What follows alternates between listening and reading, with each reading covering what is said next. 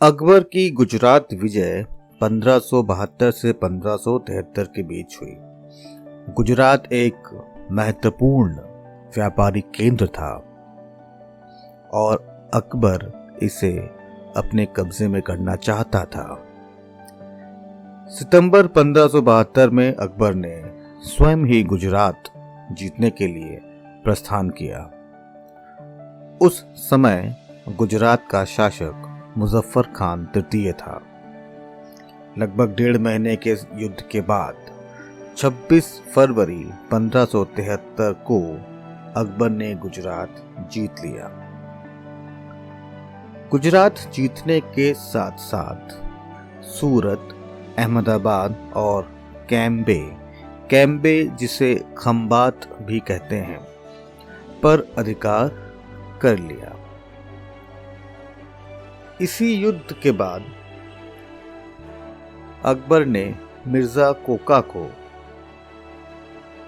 गुजरात की सूबेदारी सौंप दी। ऐसा माना जाता है कि गुजरात युद्ध के दौरान अकबर पुर्तगालियों से मिला और उसने अपनी जिंदगी में पहली बार समुद्र और नाव देखा। उसके बाद बिहार और बंगाल का विजय आता है। 1574 से 1576 के बीच बिहार और बंगाल को जीता। बिहार और बंगाल पे सुलेमान करानी अकबर की अधीनता में शासन करता था। करानी के मृत्यु के बाद उसका पुत्र दाऊद ने अपने आप को स्वतंत्र घोषित कर दिया। अकबर ने मुनीम खान को भेजा मुगल सेना के साथ दाऊद को परास्त करने के लिए और साथ में खुद भी गया। 1574 में दाऊद बिहार से बंगाल भाग गया। अकबर ने बंगाल विजय का संपूर्ण दायित्व मुनीम खान को दिया और वापस फतेहपुर सीकरी आ गया। मुनीम खान बंगाल पहुंचकर दाऊद को सुवर्ण रेखा नदी के पूर्वी तट पर तुखरोई नामक स्थान पर 1575 में 1575 को एक युद्ध में पराजित किया। इस प्रकार 1574 से 1575 के बीच मुगल सल्तनत में बंगाल और बिहार भी जुड़ गए। इसके बाद आता है हल्दी घाटी का युद्ध, जो 18 जून 1576 में हुआ। उदय सिंह द्वितीय की मृत्यु के बाद मेवाड़ का शासक महाराणा प्रताप हुआ। अकबर और मुगल सेना ने कभी मेवाड़ को जीतने में सफलता प्राप्त नहीं की। 1576 में आमेर के राजा मानसिंह और आसफ खान को मुगल सेना के साथ आक्रमण के लिए भेजा। दोनों सेनाओं के बीच पानीपत में हल्दी घाटी में युद्ध हुआ। ये हल्दी घाटी पड़ती है आपकी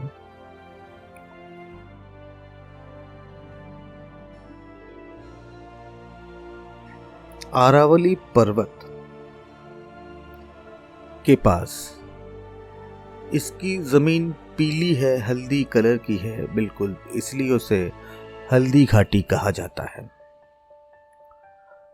कुल मिला के राणा प्रताप इस युद्ध में हार गए और अपने एक वफादार और बहादुर सैनिक, जिनका नाम जान झल्ला था या मान सिंह झल्ला भी उनका नाम कहते हैं, इन्होंने महाराणा प्रताप के मुकुट को पहन के मुगल सेनाओं को कंफ्यूज किया और इस प्रकार महाराणा प्रताप जंगल की ओर चला गया। और ये युद्ध कहने के लिए निर्णायक था, लेकिन वास्तव में महाराणा प्रताप को हरा नहीं पाया।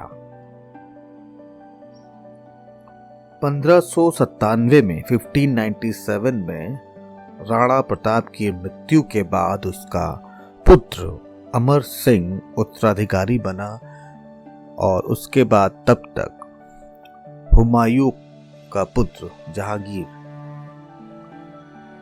ने भी कोशिश की और काफ़ी गिफ्ट्स और सूबेदारी मनसबदारी को देकर अंततः मेवाड़ को भी मुगल सेना के या मुगल सल्तनत के अधीन कर लिया।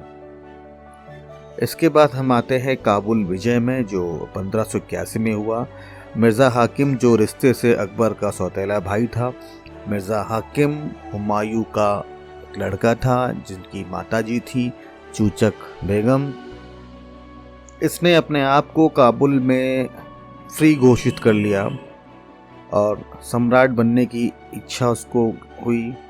पंजाब में आक्रमण किया, लेकिन अकबर ने इस विद्रोह को 8 फरवरी 1581 में कुचल दिया।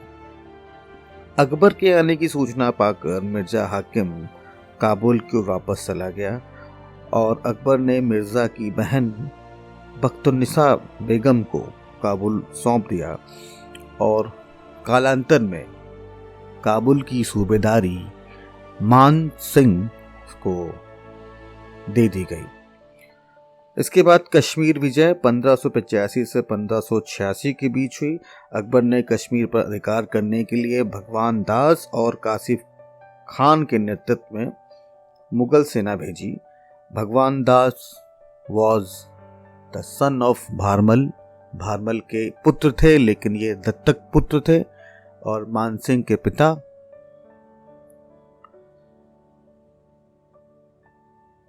मुगल सेना के काफ़ी संघर्ष के बाद यूसुफ खान, जो उस समय कश्मीर का शासक था, उसको बंदी बना लिया गया और धीरे धीरे कश्मीर भी मुगल सेना के कब्जे में आ गया। इसके बाद 1591 में सिंध विजय। सिंध में शासक जानी बेग था और उसके बाद उड़ीसा में जीत हुई। उड़ीसा में 1590 से 1592 के बीच राजा मानसिंह को भेजा गया और राजा मानसिंह ने उड़ीसा को जीत लिया। उस समय उड़ीसा के शासक निसार खान थे। बलूचिस्तान 1595 में मीर मासूम के नेतृत्व में मुगल सेनाओं ने बलूचिस्तान पे कब्जा कर लिया। इसके बाद कांधार विजय 1595 में बैरम खान के संरक्षण काल में 1556 से 1560 में जो कांधार मुगल के हाथ से निकल गया था, कंधार के सूबेदार मुजफ्फर हुसैन ने स्वेच्छा से अपने आप को मुगल सल्तनत के अधीन कर लिया। इसके बाद अकबर की दक्षिण विजय की यात्रा चालू हुई। दक्षिण में जो उसने रुख किया था वो 1593 से 1601 के बीच किया। उस समय तक बहमनी राज्य के विखंडन के उपरांत कई अलग अलग छोटे छोटे राज्य बने, जैसे खानदेश, अहमदनगर, बीजापुर, गोलकुंडा, बरात। अकबर ने अधीन करने के लिए 1591 में एक दूत मंडल को भेजा, लेकिन दूत मंडल से काम नहीं चला तो स्वयं जाना पड़ा मुगल सेना को। खानदेश ज़्यादा बिना किसी मेहनत के मुगल के कब्जे में आ गया और खानदेश को दक्षिण भारत का गेट भी कहा जाता है या प्रवेश द्वार। 1593 में अकबर ने अहमदनगर पर आक्रमण किया। अब्दुल रहीम खान खाना को भेजा और मुराद को भेजा। 1594 में यहाँ का जो शासक था बुरहान मुल्क, उसकी मौत होने के बाद अहमदनगर के किले का दायित्व बीजापुर के शासक आदिल शाह की विधवा चांद बीबी पर थी। चांद बीबी और उसके अल्पायु पुत्र इब्राहिम ने काफ़ी मेहनत की, काफ़ी संघर्ष किया, लेकिन 4 महीने के संघर्ष के बाद समझौता हो गया और बरार के बदले अहमदनगर अकबर के कब्जे में आ गया। 1597 में मुराद की मृत्यु हो गई। अब्दुल रहीम खान खाना और दानियाल को भेजा गया, क्योंकि इस वक्त चांद बीवी ने जो अहमदनगर छोड़ा था उसको अपने अहमदनगर को लेने की इच्छा जाग गई, और इसी बात को सुनकर मुगल सेना ने 1599 में दौलताबाद और 1600 में अहमदनगर किले पर कब्जा कर लिया और चांद बीवी की हत्या कर दी गई। खानदेश की राजधानी बुरहानपुर पर स्वयं अकबर ने 1599 में आक्रमण किया था। याद रखिए, खानदेश की राजधानी बुरहानपुर पर स्वयं अकबर ने 1599 में आक्रमण किया। उस समय यहाँ का शासक मीरन बहादुर था। अकबर के समय में बहुत सारे विद्रोह हुए। कुछ विद्रोह ये हैं: उज़्बेकों का विद्रोह। उज़्बेक जो उज़्बेकिस्तान से थे, अमीर थे, रईस थे, इस वर्ग को जब उपेक्षा होने लगी तो उन्होंने विद्रोह किया। पहला विद्रोह 1564 में हुआ, ये विद्रोह दबा दिया गया। फिर मिर्ज़ा वर्ग का विद्रोह हुआ। मिर्ज़ा वर्ग मतलब मिर्ज़ा ग्रुप्स। मिर्ज़ा वो होते थे जो अकबर के रिश्तेदार थे। इनके प्रमुख विद्रोही नेता थे इब्राहिम मिर्ज़ा, मोहम्मद हुसैन मिर्ज़ा, मसूद हुसैन, सिकंदर मिर्ज़ा, महमूद मिर्ज़ा आदि। क्योंकि इस वर्ग का अकबर से खून का रिश्ता था, इसलिए ज़्यादा मेहनत नहीं करनी पड़ी और मिर्ज़ा वर्ग का विद्रोह शांत हो गया। फिर बंगाल और बिहार में विद्रोह हुए। 1580 में बंगाल में बाबा खान ने विद्रोह कर दिया। बिहार में मोहम्मद मासूम काबुली ने विद्रोह कर दिया। इस तरह इन विद्रोह को भी दबा दिया गया। यूसुफ जाइयों का विद्रोह हुआ। यूसुफ जाई जो थे वो कश्मीर अभियान के समय 1585 में जो पश्चिमोत्तर सीमा है, यानी कि कश्मीर से लगने वाले, जो कश्मीर और पाकिस्तान से लगने वाली जो सीमा है, वहाँ पे यूसुफ जाई एक जात, एक बिरादरी पाई जाती है। उन्होंने विद्रोह किया और इस विद्रोह को भी दबा दिया गया। अल्टीमेटली इनका स्वयं का लड़का सलीम ने विद्रोह किया। अकबर के लाड़ प्यार में सलीम बिगड़ चुका था पहले से ही। बादशाह बनने की बड़ी इच्छा थी उसकी जल्दी। तो 1599 में सलीम अकबर की आज्ञा के बिना अजमेर से इलाहाबाद चला गया, क्योंकि अजमेर का वो सूबेदार था। अजमेर से इलाहाबाद चला गया। यहाँ पर उसने अपने आप को फ्री मान लिया। लेकिन 1602 में अकबर ने सलीम को समझाने के लिए अबुल फजल को भेजा। अबुल फजल को जहांगीर ने मरवा दिया। ओरछा के राजा बुंदेला सरदार वीर सिंह देव। इसके बाद अकबर बहुत नाराज हुए, लेकिन अकबर ने अपने पुत्र प्रेम में उनको माफ कर दिया। अकबर ने एक बार फिर सलीम को आगरा बुलाया। तो आगरा में सलीम ने 1603 में माफी मांगी। अकबर ने उसे मेवाड़ जीतने के लिए भेजा, पर वो मेवाड़ न जाके फिर इलाहाबाद चला गया। पता नहीं इलाहाबाद में क्या रखा हुआ था, फिर इलाहाबाद चला गया। उसके बाद अपना मस्त पैग लगाता था और डिस्को डांस करता था। उसके बाद जब उसकी दादी मरी तो दादी के मरने पर सलीम 1604 में वापस आ गया और फाइनली उसने विद्रोह करना छोड़ दिया। 21 अक्टूबर सन 1605 में अकबर की अतिसार नामक एक बीमारी से मृत्यु हो गई। चूंकि सलीम उसका जीवित पुत्र था, इकलौता, इसलिए सलीम को बिना किसी युद्ध के, बिना किसी लड़ाई के गद्दी हासिल हो गई। अब बात करते हैं अकबर के राजपूत नीति में। अकबर ने राजपूतों से वैवाहिक संबंध स्थापित किए और राजपूतों को शांत रखा। उनको ऊंचे पद दिए, उनको मनसबदारी दी, उनको जागीरें दी। तो इस प्रकार राजपूतों से अकबर को खतरा कम रहा। अकबर की धार्मिक नीति के बारे में अगर हम चर्चा करें तो अकबर की धार्मिक नीति को हम 3 भागों में बांट सकते हैं। पहला 1556 से जब ये राजा बने, 1556 से 1575 तक इनका जो पहला काल था बहुत ही कट्टर था। द्वितीय काल यानी सेकेंड फेज इनका 1575 से 1582 के बीच रहा, जब ये थोड़ा सा धार्मिक दृष्टि से कम हुआ, लेकिन क्रांतिकारी कदम था। इसने इस टाइम काफ़ी युद्ध लड़े और 1575 में उसने फतेहपुर सीकरी में एक इबादत खाना बनाया। इबादत खाने में ये था कि कोई भी आके भगवान की प्रार्थना कर सकता है या जो जिस धर्म को मानने वाला हो। 1578 में इबादत खाने को बदल दिया बहस के मुद्दे में, जैसे आजकल के न्यूज़ चैनल्स होते हैं वैसे धर्म संसद में बदल दिया। उसके बाद उसने मांस खाना छोड़ दिया शुक्रवार को। धीरे धीरे 1579 को मजहर की घोषणा की। मजहर का मतलब होता है कि जब कोई चीज़ इस्लाम में फंसे, आपको समझ में नहीं आए, तो जो मजहर कहे वो ही मेन है। फिर इनका तृतीय काल रहा 1582 से इनके मरने तक 1605। इस काल में अकबर पूर्ण तरीके से धार्मिक प्रवृत्ति छोड़ चुका था। उसने एक धर्म की स्थापना की। इस धर्म का नाम था, धर्म कहिए या पंथ कहिए, इसका नाम था दीन ए इलाही। दीन ए इलाही को उसने मानने के लिए मजबूर नहीं किया, ऑप्शनल थे। फिर धीरे धीरे इबादत खाने से जब कन्वर्ट हुआ धर्म संसद में, तो फिर बहुत न्यूज़ चैनल्स की तरह आजकल के मारपीट होने लगे, तो उसने अल्टीमेटली इबादत खाने और धर्म को दोनों को बंद कर दिया।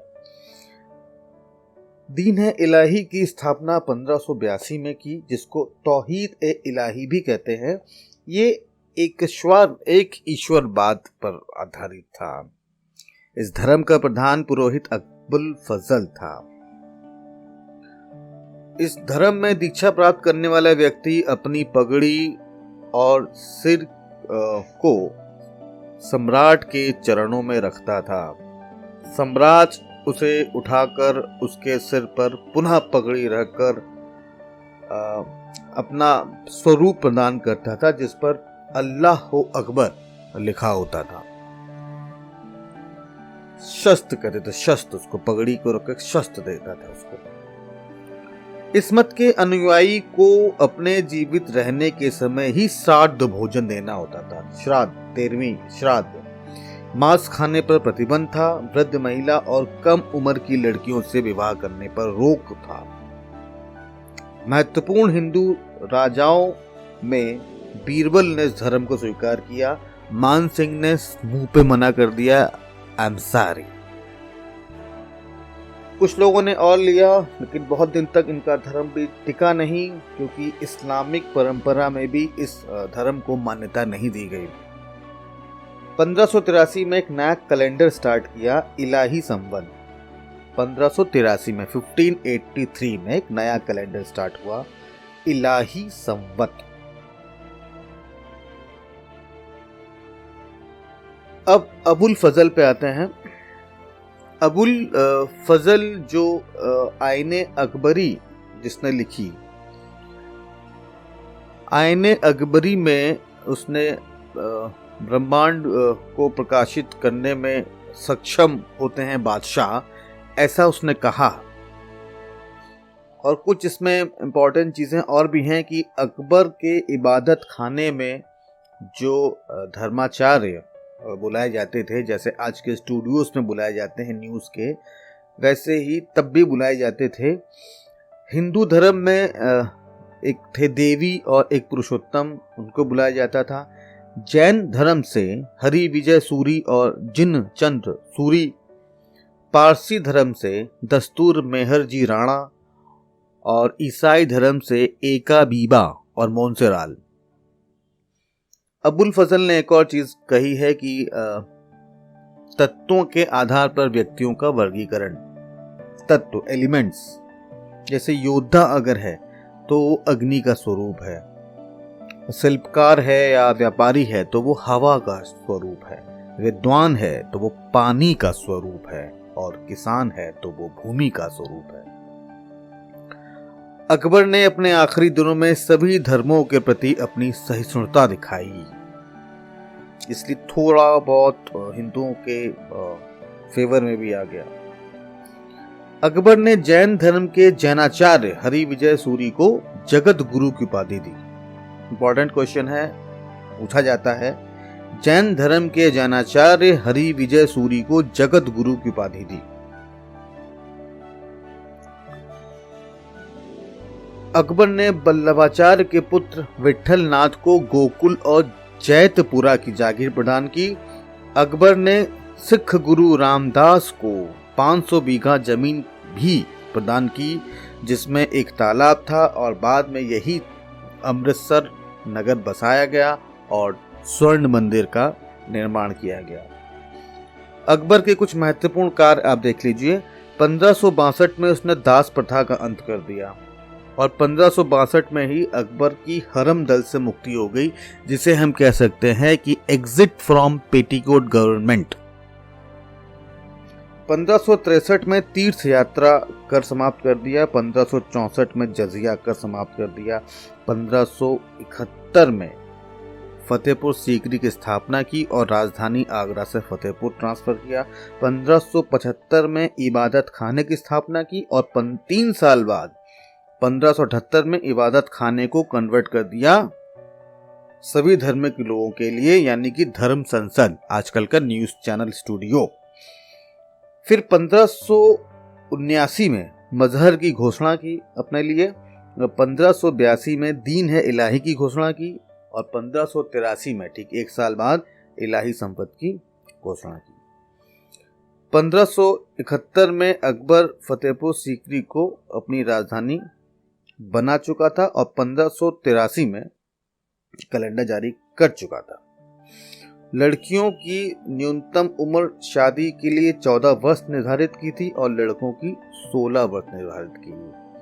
अकबर सन 1585 से 1597 तक, यानी कि जब महाराणा प्रताप की मृत्यु हुई, 1585 से 1597 तक, 1585 टू 1597, अकबर ने अपनी राजधानी लाहौर शिफ्ट कर दी थी, और वो लाहौर में ही रहा था। भारत में आता जाता था सिर्फ युद्ध और फलाना डिगाना आक्रमण करने के लिए, अदरवाइज उसका जो सेंटर था वो लाहौर था। कहा यह जाता है कि सीकरी में, फतेहपुर सीकरी में पानी की कमी हो गई थी, अन्य और भोजन की कमी हो गई थी, इसलिए वहां पे चला गया। कुछ लोग ये कहते हैं कि महाराणा प्रताप के भय से शायद चला गया हो, तो ऐसी हैं कुछ अलग अलग इतिहासकारों द्वारा। आखिरी में हम देखते हैं अकबर के दरबार के 9 रत्न। देखिए, ये 9 रत्न वाला क्वेश्चन जो है पूछा जाता है, लेकिन इतिहासकार ये भी कहते हैं कि there is no evidence of 9 रत्न, लेकिन एग्जाम पॉइंट ऑफ व्यू से इम्पॉर्टेंट है, इसलिए 9 लोगों के नाम रट लेजिए। बीरबल सब लोग जानते ही हैं, बीरबल का नाम महेश दास था जन्म से, कालपी में जन्म हुआ, और ब्राह्मण थे ये, अकबर के नज़दीक थे। फिर आते हैं अबुल फजल पे। अबुल फजल बहुत अच्छे कवि थे, राइटर थे। और टोडरमल के बाद आते हैं, टोडरमल क्षत्रिय थे, क्षत्रिय कुल में पैदा हुए थे और अच्छे अकाउंट्स जानने वाले थे।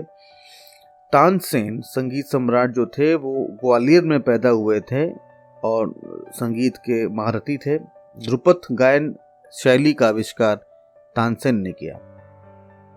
इनके कुछ कृतियां हैं, जैसे मियाँ की ठोड़ी, मियाँ की मल्हार, मियाँ की सारंग, दरबारी कान्हड़ा, और अंत में इसने इस्लाम धर्म को कबूल भी कर लिया था। फिर आते हैं मानसिंह पे। मानसिंह आमेर के राजा भारमल के पुत्र, भगवान दास के पुत्र थे, या पौत्र कहिए, मानसिंह पौत्र थे, बहुत बड़े योद्धा थे। फिर आते हैं अब्दुल रहीम खान खाना, ये बैरम खान के पुत्र थे, रहीम। फिर आते हैं मुल्ला दो प्याजा। मुल्ला दो प्याजा का नाम इसलिए पड़ा क्योंकि मुल्ला उनका नाम था एक्चुअली प्याजा, तो प्याजा नाम था, लेकिन उनको दो प्याज खाने में बड़े अच्छे थे, खाने में दो प्याजा बड़ा पसंद डिश था उनका, इसलिए मुल्ला दो प्याजा नाम पड़ गया उनका। हकीम हुकाम ये अकबर के चीफ शेफ थे। फैजी अब्दुल फजल का बड़ा भाई था और अकबर के दरबार में राजकवि के पद पर था। फैजी दीन है इलाही धर्म का कट्टर समर्थक था। 1595 में उसकी मृत्यु हो गई। इस प्रकार से अकबर की चैप्टर पार्ट 2 यहीं समाप्त होता है।